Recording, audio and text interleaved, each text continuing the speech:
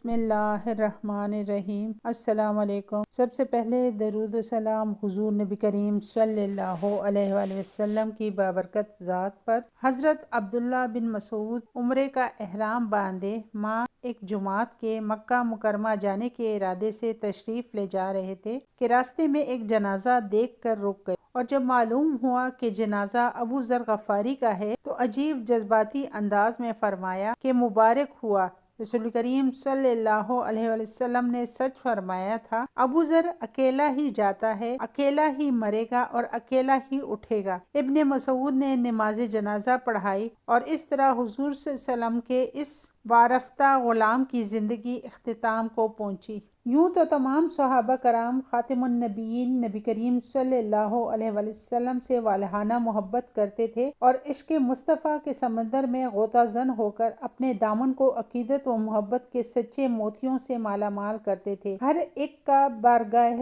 خاتم النبیین مصطفیٰ صلی اللہ علیہ وسلم سے فیضیاب ہونے کا اپنا اپنا انداز تھا۔ کچھ عاشقان کا انداز عشق و محبت اوروں سے بالکل منفرد، نرالا اور انوکھا تھا۔ ان میں سے ایک ذات حضرت ابو ذر غفاری رضی اللہ تعالیٰ عنہ کی ہے۔ سیدنا ابو ذر غفاری کا اصل نام جندب تھا۔ ان کا تعلق قبیلے غفار سے تھا، جو مکہ سے شام فلسطین جانے والے راستے پر واقع ایک قبیلہ تھا۔ یہ خاندان وہاں سے گزرنے والے لوگوں کو لوٹنے اور ڈاکہ زنی کے لیے مشہور تھا۔ جندب جب بڑے ہوئے تو یہ بھی اپنے بھائیوں کے ساتھ نکب زنی میں ملوث ہوئے، مگر ان کا دل اس پر مطمئن نہ تھا۔ ہوا یوں کہ جب نفس نے ملامت کی اور بچوں اور خواتین کی چیخ و پکار نے ایسا اثر کیا کہ آئندہ اس قبیح فعل میں شامل نہ ہونے کا عزم کر لیا۔ جب مزاج میں تبدیلی واقع ہوئی تو دیگر خاندان والوں سے نہ بن سکی۔ بھائی انیس اور والدہ کو ساتھ لے کر اپنے ننیال چلے گئے، وہاں بہت مدت تک رہے، مگر ایک دن ماموں نے کچھ سخت کہا۔ پھر شیشے سے زیادہ نازک مزاج رکھنے والے ابو ذر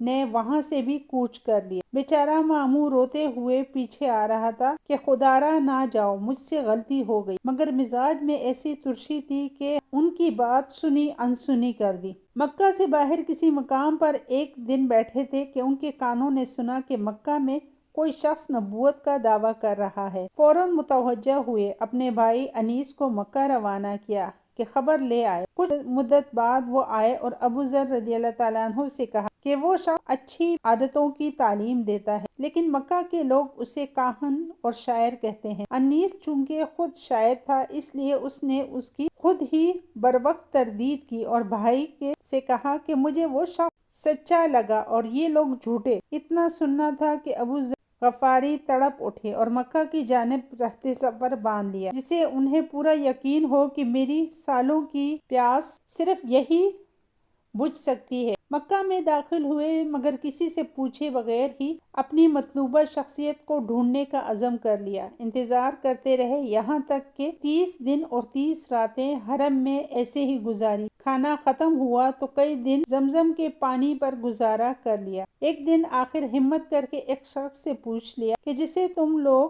صابی یعنی دین حق سے پھرا ہوا کہتے ہو تو وہ کون ہے؟ اتنا سننا تھا کہ وہ اور دوسرے کفار اس پر ٹوٹ پڑے اور اتنا مارا کہ بے ہوش ہو۔ ذرا یاد کریں کہ ایک وہ دور تھا جب ماموں کی ذرا سی تلخی بھی برداشت نہ ہو سکی، مگر آج راہ وفا کے اس مسافر نے لوگوں کی لاتوں اور گالیوں کو بخوشی برداشت کر لیا۔ ایک دن حضرت علی رضی اللہ تعالیٰ عنہ نے دیکھا تو مسافر سمجھ کر اپنے گھر لے گئے۔ پھر چند دن بعد پھر سے یہی دیکھا تو پوچھا، بھائی کس غرض کے لیے آئے ہو؟ ابو ذر غفاری نے مدعا بیان کیا تو حضرت علی رضی اللہ تعالیٰ عنہ نے انہیں نبی کریم صلی اللہ علیہ وسلم کی خدمت میں پیش کیا۔ ابو ذر نے قرآن سنا تو فوراً ایمان لے آئے، گویا ان کے دل میں جس نور ایمان نے پہلے ہی جگہ بنا لی تھی، وہ تو نور وحی الہی سے مل کر مکمل طور پر وجود ابو ذری کو روشن کر گیا۔ اس طرح یہ نور علی نور کی عملی تفسیر ہوئی۔ دنیا کے دستور ہے کہ جب بھی کوئی محبت کرنے والا اپنے محبوب سے ملتا ہے تو اس کی خواہش ہوتی ہے کہ سدا محبوب کی بیعت میں رہے، اسے ہی دیکھتا رہے اور اسی کی باتیں سنتا رہے، لیکن یہاں معاملہ یہ نہیں، یہاں قدم قدم پر بلائیں ہیں، آزمائشیں ہیں۔ حضرت ابو ذر رضی اللہ تعالیٰ عنہ کو حضور نبی کریم صلی اللہ علیہ وسلم نے یثرب جانے کو کہا تاکہ وہاں کے لوگوں کو دین حق کا پیغام پہنچا دے۔ گویا آزمائشوں کے بعد ایک اور آزمائش آن پڑی۔ اب حضور نبی کریم صلی اللہ علیہ وسلم کے حکم کی تعمیل کی اور دل پر پتھر رکھ کر سید الاولین و آخرین سے جدا ہوئے۔ سال پہ سال گزرتے گئے اور ابو ذر ملاقات کے لیے حاضر نہ ہو سکے۔ 5 ہجری کے ابتدائی مہینوں میں ایک کامیاب مبلغ کی حیثیت سے نبی کریم صلی اللہ علیہ وسلم سے پھر ملاقات ہوئی۔ نہ جانے یہ ماہو سال ماہتاب نبوت کو دیکھے بغیر کیسے گزارے ہوں گے اور نہ جانے ہجر کی اس طویل مدت کو کیسے سہ لیا ہوگا۔ ابو ذر کا حضور نبی کریم صلی اللہ علیہ وسلم سے محبت کا یہ عالم تھا کہ جب بھی کوئی حدیث بیان کرتے تو پہلے کہا کرتے کہ میرے محبوب نے مجھے نصیحت کی یا میرے دوست نے مجھے وصیحت کی، اور ان کا شمار صحابہ میں ہوتا ہے جو نبی کریم صلی اللہ علیہ وسلم سے بہت زیادہ سوالات پوچھا کرتے تھے، حالانکہ اس پر انہیں کبھی کبھی ڈانٹ بھی پڑتی تھی۔ حضرت ابو ذر جس قبیلے سے تعلق رکھتے تھے ان کا کام ہی ڈاکہ زنی اور لوٹ مار تھا۔ حضور صلی اللہ علیہ وسلم کا منفرد طریقہ تربیت بھی دیکھے۔ آل حضور صلی اللہ علیہ وسلم نے ابو ذر کے سامنے مال و دنیا کی مذمت میں اتنے ارشادات بیان فرمائے کہ ابو ذر رضی اللہ تعالیٰ عنہ پر ان کا ایسا اثر ہوا کہ جب تک جان کف سے انصری میں سے موجود رہی تب تک وہ زاہد و تقوی کے امام ہی رہے۔ اس لیے تو بارگاہ عالم صلی اللہ علیہ وسلم نے فرمایا کہ جو عیسیٰ زہد کو دیکھنا چاہے تو وہ ابو ذر کو دیکھے۔ غزوہ تبوک کے موقع پر ابو ذر کے کردار کو پڑھ کر بات ابھرتے ہیں اور آنکھیں نم ہو جاتی ہیں۔ جب امام الانبیاء اس مشکل ترین ریگستانی سفر کے لیے اپنے صحابہ کے ہمراہ روانہ ہوئے تو ابو ذر غفاری رضی اللہ تعالیٰ عنہ کو غیر حاضر پائے۔ صحابہ میں سے کچھ نے کہا کہ ابو ذر بھی پیچھے رہ گئے ہیں، مگر حضور صلی اللہ علیہ وسلم کا دل نہیں مان رہا تھا۔ وجہ یہ تھی کہ انہیں ان کی وفاداری پر کامل یقین تھا۔ انہوں نے فرمایا کہ چھوڑو، اگر اس میں بہتری ہوگی تو اللہ تعالیٰ اسے آپ سے ملائے گا۔ اصل معاملہ یہ تھا کہ ابو ذر رضی اللہ تعالیٰ عنہ کا اونٹ چل نہیں رہا تھا۔ کافی کوشش کی مگر اونٹ کو چلانے میں کامیاب نہیں ہوئے۔ قافلہ آگے چلا گیا اور ابو ذر رضی اللہ تعالیٰ عنہ پیچھے رہ گئے۔ اس کے بعد ابو ذر رضی اللہ تعالیٰ عنہ نے اپنا سارا سامان اپنی پیٹھ پر لاد دیا اور سینکڑوں میل کا سفر طے کرنے کے لیے پیدل چل پڑے۔ چلتے چلتے دور سے صحابہ کرام نے دیکھ لیا کہ کوئی شخص آ رہا ہے۔ حضور نبی کریم صلی اللہ علیہ وسلم کو کامل یقین تھا کہ یہ مجھ پر 5ویں نمبر پر ایمان لانے والا ابو ذر غفاری ہی ہوں گے۔ حضور صلی اللہ علیہ وسلم نے دور سے کہہ دیا کہ تو ابو ذر ہے، اور جب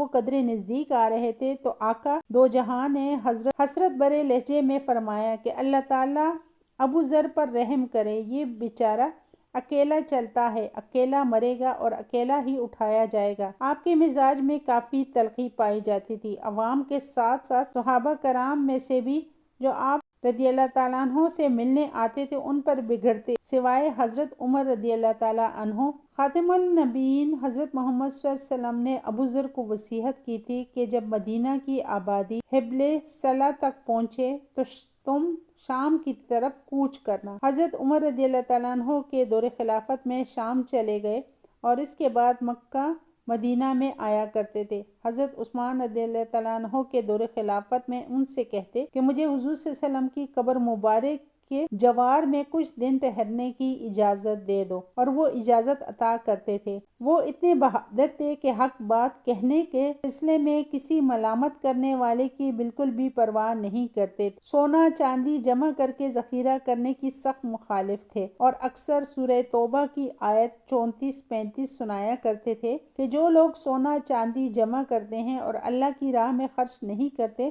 انہیں دردناک سزا سنا دو۔ جس دن یہ چیزیں جہنم کی آگ میں تپائی جائے گی، پھر ان کی پیشانی اور پہلو اور پیٹھیں ان سے داغی جائیں گی اور کہا جائے گا کہ یہ وہی ہے جسے تم اپنے لیے جوڑ کر رکھتے تھے، اور پھر آج جس چیز کو جوڑ کر رکھتے تھے اس کا مزہ چکھ لو۔ حضرت ابو ذر غفاری مسلسل دنیا اور دولت دنیا کی مذمت میں آیات اور احادیث سناتے۔ بہت سے لوگوں کو یہ باتیں ناگوار گزرتی۔ حضرت معاویہ رضی اللہ تعالیٰ عنہ کے پاس مسلسل شکایتیں موصول ہوئیں اور انہوں نے مجبوراً منادی کروا دی کہ کوئی بھی ابو ذر رضی اللہ تعالیٰ عنہ کی مجلس میں شریک نہ ہو اور اس کے ساتھ کوئی بھی نہ بیٹھے۔ ابو ذر نے سر تسلیم خم کر لیا، مگر ان کی مبارک ذات میں کشش ہی ایسی تھی کہ لوگ پھر بھی ان کے ارد گرد بڑی تعداد میں جمع ہو جایا کرتے تھے۔ تنگ آ کر حضرت معاویہ رضی اللہ تعالیٰ عنہ نے حضرت عثمان رضی اللہ تعالیٰ عنہ کو خط لکھا کہ آپ ابو ذر کو مدینہ بلوا لیجئے۔ وہاں پہنچ کر بھی حضرت ابو ذر رضی اللہ تعالیٰ عنہ نے حسب معمول ضرورت سے زیادہ مال و دولت کی مذمت میں باتیں کرنی شروع کی، اس سے وہاں کے امیر لوگوں کے ماتھے پر شکن آ جاتا اور غربا و مساکین پھولے نہ سماتے۔ حضرت عثمان رضی اللہ تعالیٰ عنہ کو بھی شکایتیں موصول ہوئیں کہ ابو ذر غفاری کی وجہ سے فساد برپا ہو رہا ہے۔ حضرت عثمان رضی اللہ تعالیٰ عنہ نے ان کا کابل احبار سے مناظرہ کروا دیا، لیکن ابو ذر نے کابل احبار کو یہودی کہہ کر مدینہ میں بھی لوگ حضرت ابو ذر رضی اللہ تعالیٰ عنہ کے ارد گرد جمع ہوتے تھے۔ تاریخ سے معلوم ہوتا ہے کہ ابو ذر رضی اللہ تعالیٰ عنہ نے حضرت عثمان رضی اللہ تعالیٰ عنہ سے کہا کہ مجھے اجازت دیجیے کہ میں زہدہ چلا جاؤں۔ اس کے بعد اپنے اہل و عیال کو ساتھ لے کر مدینہ سے بھی نکل گئے اور پھر واپس لوٹ کر نہ آئے۔ دلچسپ بات یہ ہے کہ اس وقت بھی سارے مدینہ تک حضرت علی ہی چھوڑنے کے لیے آئے۔ پہلے جو ملے تو وہ بھی حضرت علی رضی اللہ تعالیٰ عنہ تھے، آخر میں جو چھوڑنے کے لیے آئے وہ بھی حضرت علی رضی اللہ تعالیٰ عنہ کی ذات تھی۔ اب موت کا وقت قریب آ گیا۔ انہی دنوں منادی کرائی گئی کہ حضرت عثمان رضی اللہ تعالیٰ عنہ اس سال حج کے لیے آنا ہے۔ لوگ جوگ در جوگ چلے گئے اور زہدہ علاقہ خالی سا ہو گیا۔ 38 ہجری کے سال اور ذی الحجہ کی 8 تاریخ کو ان کی روح قفس انصری سے پرواز کر گئی۔ بیچاری بوڑھی بیوی کیا کر وہاں سے گزرتے ہوئے چند نوجوانوں نے غسل دیا اور کفن پہنایا اور ادھر سے کوفہ سے حضرت عبداللہ بن مسعود رضی اللہ تعالیٰ عنہ عمرے کا احرام باندھے یہاں ایک جماعت کے مکہ مکرمہ جانے کے ارادے سے تشریف لا رہے تھے کہ راستے میں ایک جنازہ دیکھ کر رکے، اور جب معلوم ہوا جنازہ ابو ذر رضی اللہ تعالیٰ عنہ کا ہے تو عجیب جذباتی انداز میں فرمایا مبارک ہوا، رسول کریم صلی اللہ علیہ وسلم نے سچ فرمایا تھا، ابو ذر اکیلا ہی چلتا ہے، اکیلا ہی مرے گا اور اکیلا ہی اٹھے گا۔ مسعود نے رضی اللہ تعالیٰ عنہ نے نماز جنازہ پڑھائی اور اس طرح حضور نبی کریم صلی اللہ علیہ وسلم کے اس وارفتہ غلام کی زندگی اختتام کو پہنچی۔ اس کے بعد انہوں نے حضرت ابو ذر رضی اللہ تعالیٰ عنہ کے تمام عیال کو ساتھ لے کر حضرت عثمان رضی اللہ تعالیٰ عنہ کے حوالے کر دیا۔ حضرت عثمان رضی اللہ تعالیٰ عنہ نے حضرت ابو ذر رضی اللہ تعالیٰ عنہ کے بال بچوں کو اپنے اہل و عیال کے ساتھ لا دیا اور ان کی پرورش کا بیڑا اٹھایا۔ ویورز، مجھے امید ہے آپ کو آج کی میری یہ کاوش پسند آئی ہوگی۔ ویڈیو کو میں نے بڑی محنت سے بنایا ہے۔ اگر آپ کو میری ویڈیو پسند آئی ہے تو میرے چینل پروڈکٹیو مسلم کو لائک، شیئر اور سبسکرائب کریں۔ جزاک اللہ۔ اللہ حافظ۔